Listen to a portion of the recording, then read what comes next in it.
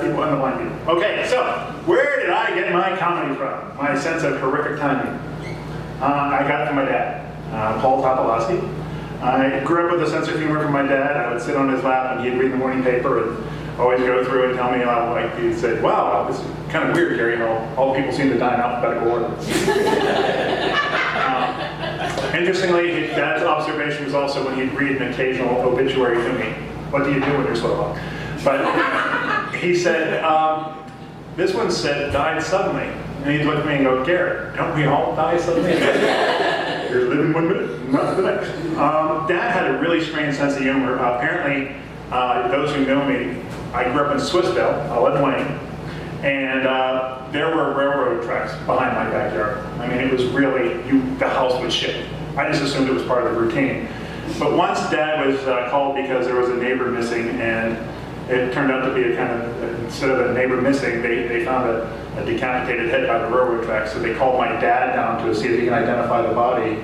And they said, you know, Paul Topolowski, they said, is this Joe Johnson? And my dad said, no, he was much taller than that.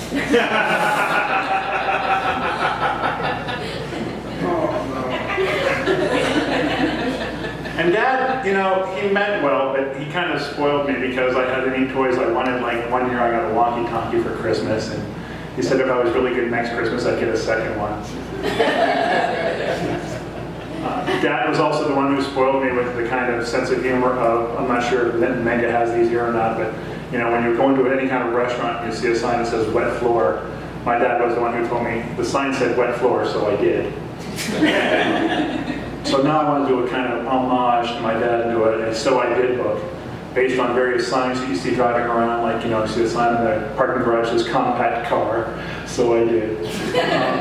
Well, my two favorites in that category are twofold. One, survey road crew ahead. You see those signs around, so one day I'm going to stop and just ask them what their favorite color is. And I think the other part that's really a good one, and you can see these at malls, they do still exist, yes, but one that says, watch batteries replaced. I just really want to go like sit there and just park and wait. It would be a boring show, but it would be fun.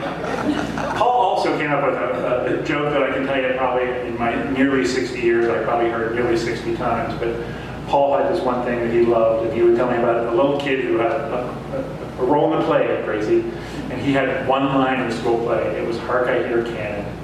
And so he had one line and he practiced that line over and over again, Hark I Hear a Cannon, Hark I. He went to church, he practiced Hark I Hear a Cannon, Hark I Hear a Cannon. He went everywhere, Hark I Hear a Cannon, Hark I. The night of the opening of the play, he's dressed up like a gladiator, Hark I Hear a Cannon, Hark I Hear a Cannon. He misses his cue on stage, so somebody throws him out on the stage because he's supposed to be out there in the line, Hark I Hear a Cannon, Hark I Hear a Cannon. Boom, there he goes, what the hell was that? That was Paul Topolowski, thank you.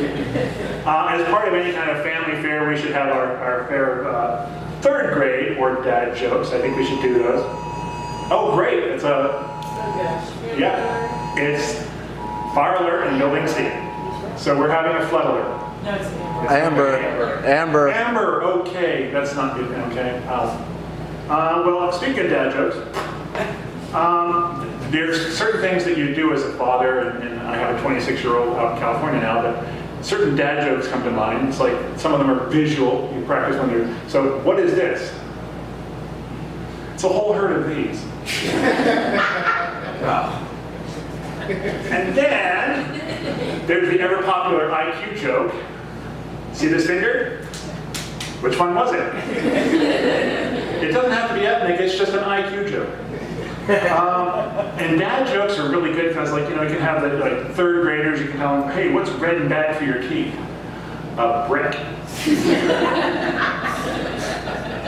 Also, I think it's interesting because they did one thing that was really neat. It was all the Norwegian and Scandinavian, Norwegian and Swedish and Denmark. All the navies up there have put barcodes on their boats. So when they come in to shore, they just Scandinavian.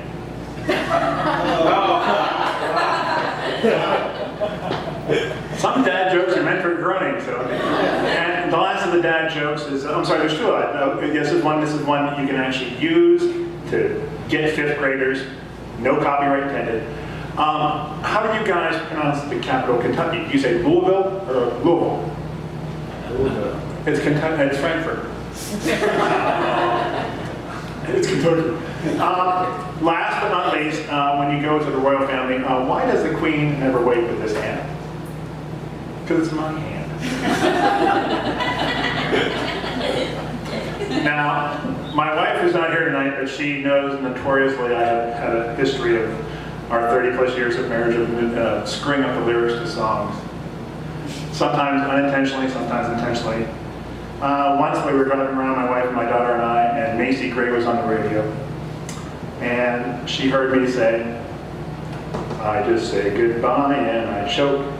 Try to walk away and I stumble. Though I try to hide it, it's clear. I wear goggles when you are not here. What did you think it was? And I repeated it, and then suddenly my daughter was saying the same thing for a while until I found out my world humbles. Billy Joel. Billy Joel, yeah, keeping the faith. Megan gave me hell once because she heard me over say, I heard about 6 foot nanina.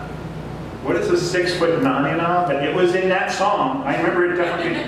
And don't even get me started about blinded by the light, somebody's curly whirly. I have no idea what the real words are, but to this day, I do not repeat that song. Then there are the ones that you screw up on purpose.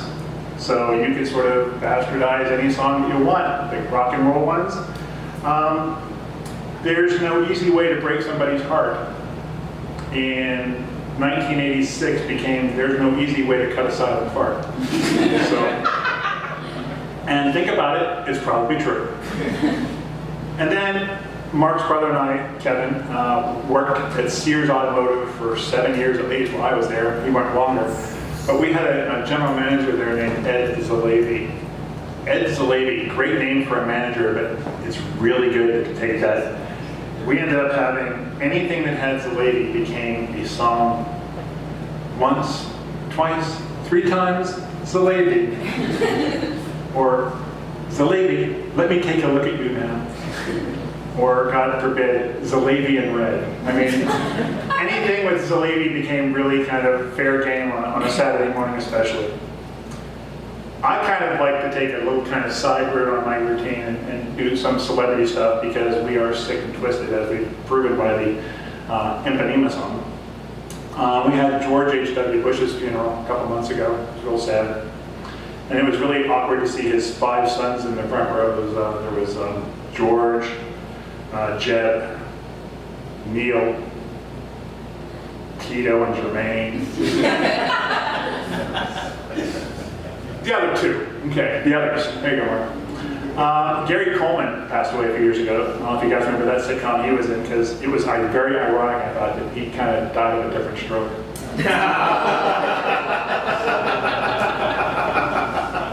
Who would have thought that got one of the bigger laughs tonight? Interestingly enough, I think there's also side businesses we should talk about. I like to do promotional things as part of my day gig. And I just recently learned this not long ago, but apparently Catholics are now allowed to be cremated. It used to be the rule you weren't allowed to be cremated. So interestingly enough, I thought they should have like a little kind of program with cremation. You've earned it.